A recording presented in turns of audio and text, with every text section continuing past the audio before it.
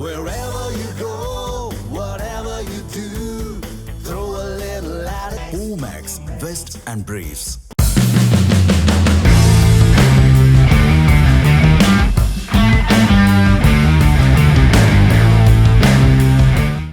சென்னை காமராஜர் சாலையில் உள்ள புனித ஜார்ஜ் கோட்டை வளாகத்தில் தமிழக அரசின் தலைமைச் செயலகம் இயங்கி வருகிறது. அமைச்சர்கள் அனைவருக்கும் தலைமைச் செயலகத்திலும், அரசு துறை உயரதிகாரிகளுக்கு நாமக்கல் கவிஞர் மாளிகையிலும் அறைகள் ஒதுக்கப்பட்டுள்ளன. தலைமைச் செயலகத்தில் முதல் தளத்தில் அமைந்திருக்கும் முதலமைச்சரின் அறை மற்ற அறைகளை ஒப்பிடும்போது இடவசதி, கூட்ட அரங்கு என பல்வேறு வசதிகளையும் உள்ளடக்கியது. அதோடு முதலமைச்சரின் தனிச் செயலாளர்களுக்கான அறையும் அவரின் அறைக்கு அருகிலேயே உள்ளது. ஒவ்வொரு முறை ஆட்சி மாற்றம் ஏற்படும் போதும் புதியதாக பொறுப்பேற்கும் முதலமைச்சர்கள் தங்களுக்கு ஏற்ற வகையில் அறையில் மாற்றங்களை ஏற்படுத்திக் கொள்வது வழக்கமாக இருந்து வரும் நிலையில், தற்போதைய முதலமைச்சர் ஜோசப் விஜய் தனது அறையையே மாற்ற முடிவு செய்திருப்பதாக தகவல் வெளியாகியுள்ளது. தாவேக ஆட்சி அமைந்து முதலமைச்சராக விஜய் பொறுப்பேற்று 2 மாதங்கள் நிறைவடைந்திருக்கும் நிலையில் அவருக்கான அறை அவருக்கு ஏற்ற வாஸ்துகளின்படி இல்லை என அவரின் ஜோதிடர்கள் தெரிவித்திருப்பதாக கூறப்படுகிறது.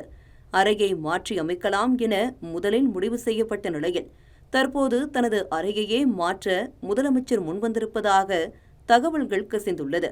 தொழிலதிபர்கள், பல்வேறு முக்கிய நிர்வாகிகள் எளிதில் சந்திக்கும் வகையிலும் பரந்து விரிந்த இடவசதி கொண்டதாகவும் ஒரு இடத்தை தேடி வந்த நிலையில் நாமக்கல் கவிஞர் மாளிகையில் உள்ள 10வது தளம் அதற்கு சரியான இடம் என கண்டறியப்பட்டுள்ளது. நாமக்கல் கவிஞர் மாளிகையின் 10வது தளம் முழுக்க முழுக்க பெரிய அளவிலான ஆலோசனை கூட்டங்களுக்காக தயாரிக்கப்பட்ட தளமாகும். கட்சி மற்றும் ஆட்சியின் தலைவராக இருக்கும் முதலமைச்சர் ஜோசப் விஜய் அமர்ந்து ஆட்சி புரியும் இடம் உச்சத்தில் இருந்தால் நடப்பதெல்லாம் நன்றாக அமையும் என்ற ஜோதிடர்களின் பரிந்துரைக்கு முதலமைச்சர் ஜோசப் விஜயும் சம்மதம் தெரிவித்திருப்பதாக கூறப்படுகிறது. அதன்படி அனைத்து கட்சி கூட்டம், அதிகாரிகள் மாநாடு ஆகியவற்றிற்காக பயன்படுத்தப்படும் 10வது தளத்தை முதலமைச்சரின் அலுவலகமாக மாற்றிவிடலாம் என முடிவெடுக்கப்பட்டு அதற்கான முதற்கட்ட பணிகள் தொடங்கியுள்ளன. பரந்து விரிந்திருக்கும் 10வது தளத்தில் முதலமைச்சருக்கான பிரத்யேக அறை, முக்கிய நிர்வாகிகளை சந்திக்க தனி அறை, அவர் ஓய்வெடுக்க தனி அறை மற்றும் மாநாடுகள் மற்றும் கூட்டங்களை நடத்த தனி கூட்டரங்கு என பல்வேறு சிறப்பம்சங்களை 10வது தளத்தில் ஏற்படுத்த முடிவு செய்யப்பட்டுள்ளது.